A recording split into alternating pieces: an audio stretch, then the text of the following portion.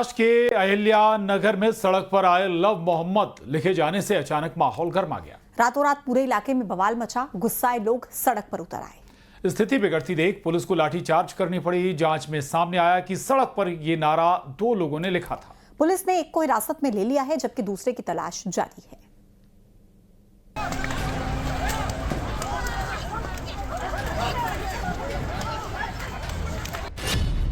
बरेली के बाद महाराष्ट्र के अहिल्या नगर में बवाल।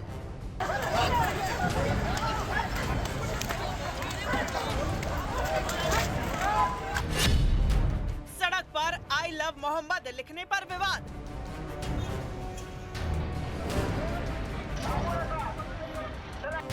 महाराष्ट्र के अहिल्या नगर में सड़क पर आई लव मोहम्मद लिखे जाने के बाद बड़ा विवाद खड़ा हो गया। बताया जा रहा है कि कुछ शरारती लोगों ने सड़क के बीचों बीच रंगोली से आई लव मोहम्मद लिख दिया, जिससे मुस्लिम समाज नाराज हो गया। विरोध में लोग सड़क पर उतरे, नारे लगे और देखते ही देखते हालात बेकाबू हो गए। गुस्साई भीड़ को शांत करने के लिए पुलिस को लाठी चार्ज तक करना पड़ा। पुलिस की कार्रवाई के बाद लोग तितर बितर तो हो गए, लेकिन इलाके में तनाव का माहौल अब भी बना हुआ है। ऐसे 2 लोगों के खिलाफ पुलिस स्टेशन में गुनाह रजिस्टर हुआ है और उसमें से एक आरोपी के हमने कब्जे में लिया है। उनको कोर्ट में प्रोड्यूस करके आगे की तहकीकात हम लोग कर रहे हैं। कोतवाली पुलिस की तरफ से तमाम अहिल्या नगर सिटी और जिले के लोगों को मैं दरख्वास्त करना चाहता हूं कि ये इसके बारे में कोई भी इंफॉर्मेशन मिले, गलत इंफॉर्मेशन फैलाने की कोई कोशिश ना करे। माना जा रहा है कि इलाके का माहौल खराब करने के लिए कुछ लोगों ने रात के अंधेरे में सड़क पर आई लव मोहम्मद लिखा था। सुबह लोगों ने जब ये मंजर देखा तो इलाके में तनाव फैल गया। मुख्यमंत्री इस मामले में बड़ी साजिश की आशंका जता रहे हैं। एक प्रकार से ये भी देखना पड़ेगा कि क्या इसके पीछे कोई साजिश है, क्या कोई यहाँ पर जो हमारा सामाजिक ताना बाना है उसको एक प्रकार से उधेड़ने का प्रयास कोई कर रहा है क्या, इसको भी ध्यान में लेना पड़ेगा।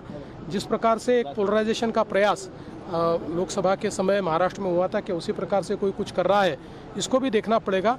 सभी को अपने अपने धर्म का अवलंब करने का पूरा अधिकार है, लेकिन इस प्रकार से लोगों के बीच तनाव पैदा हो, इस प्रकार से अगर कोई करता है तो योग्य नहीं है। तो मतलब मैं समझता हूँ कि कानून नाम की कोई चीज़ बची नहीं है। मैं फडणवीस साहब से कहना चाहता हूँ कि आपसे हम बार बार कह रहे हैं कि किसी के धर्म के खिलाफ भी कोई अपमानित बात हो तो आप कानून लाइए। 10 साल का आप ला ही नहीं रहे हैं। इसका मतलब कि सरकार खुद चाहती है कि ऐसी चीज़ें हों और मुस्लिम हिंदू लड़ाई हो और वो चुन कर आएँ। मतलब मैं इसकी खुली निंदा करना चाहता हूँ। पुलिस अब मामले की तह तक जाने में जुटी हुई है।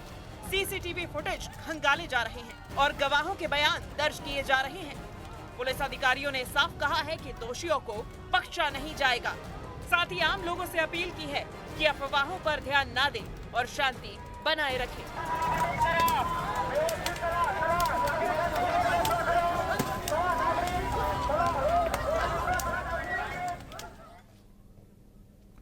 शांति के टापू कहे जाने वाले मध्य प्रदेश में हिंदू मुसलमान पर कलेश मचा है।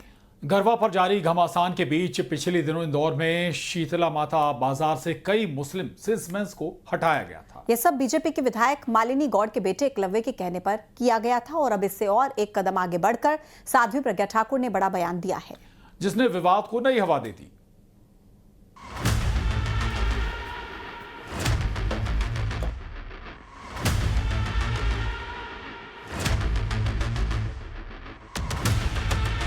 इंदौर के शीतला माता बाजार से मुस्लिमों के खिलाफ उठी चिंगारी अब आग का रूप ले रही है।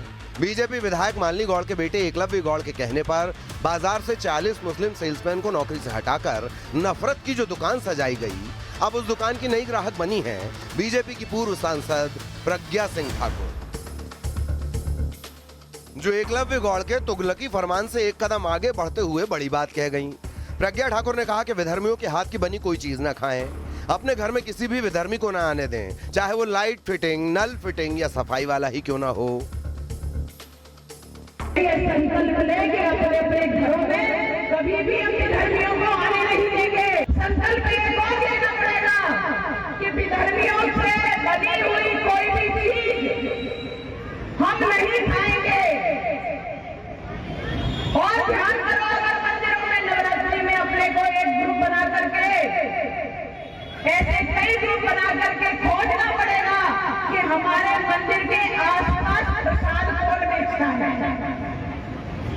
यदि ऐसा कोई प्रसाद बेचते हुए विधर्मी पता चला तो उसको जितनी ठुकाई हो सकती उतनी ठुकाई करो और फिर कानून के हवाले करो।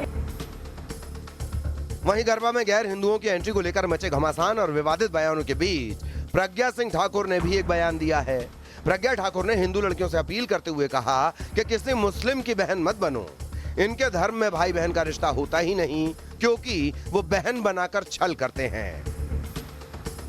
भाई बहन बन गए, लेकिन आपको पता है कि मियाओं में कोई भाई बहन का रिश्ता होता ही नहीं, तो वो हमसे बहन का रिश्ता कैसे निभाएंगे। पुराने जो केसेस हैं वो देख के भी मन में ये चीज हो ही जाती है कि बांटना चाहिए, मतलब हिंदू अलग है मुस्लिम अलग है, भाई भाई तो नहीं हो पाएंगे। अगर आधार कार्ड में दानिश लिखा हो या दिनेश तो किससे दोस्ती करेंगी? नहीं करूंगी नहीं ना मैं दोस्ती, मुझे करनी ही नहीं है।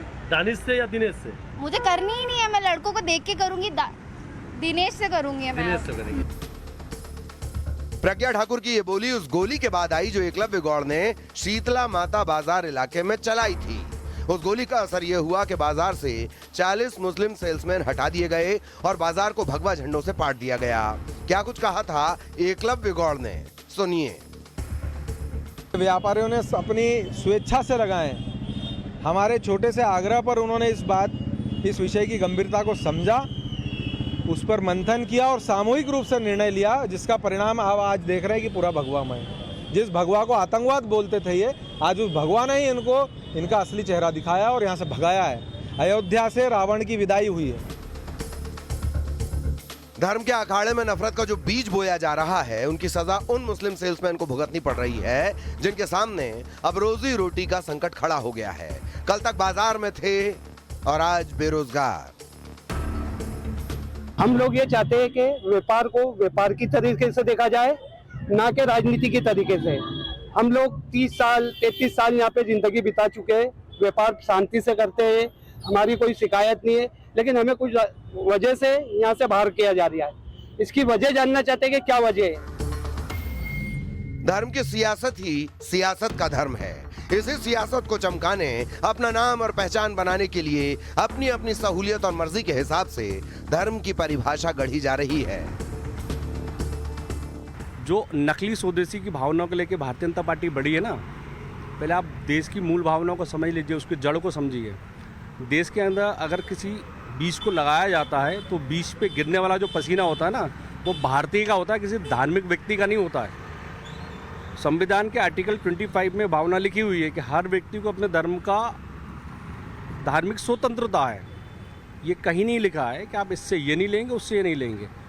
श्रमिक का वर्ग नहीं होता, संप्रदाय नहीं होता, श्रमिक श्रमिक होता है। देखिए, सनातन धर्म में नवरात्रि का त्योहार सनातन का पवित्र त्योहार माना जाता है। ऐसे में कुछ लोग नाम बदलकर, पहचान बदलकर पवित्रता भंग करने की कोशिश करते हैं, तो उन लोगों पर निश्चित ही कार्रवाई करना चाहिए। और समाज में इस तरह का झूठा रवैया और झूठे कृत्य करने वालों के लिए कोई जगह नहीं है। दोषी एक पक्ष नहीं है, कसूरवार दोनों तरफ हैं, जो धर्म के नाम पर समाज का बंटवारा करने में जुटे हैं, आपसी सौहार्द के साथ खिलवाड़ कर रहे हैं और त्योहारों की आड़ में नफरत का बाजार सजा रहे हैं। Bureau report, news 18।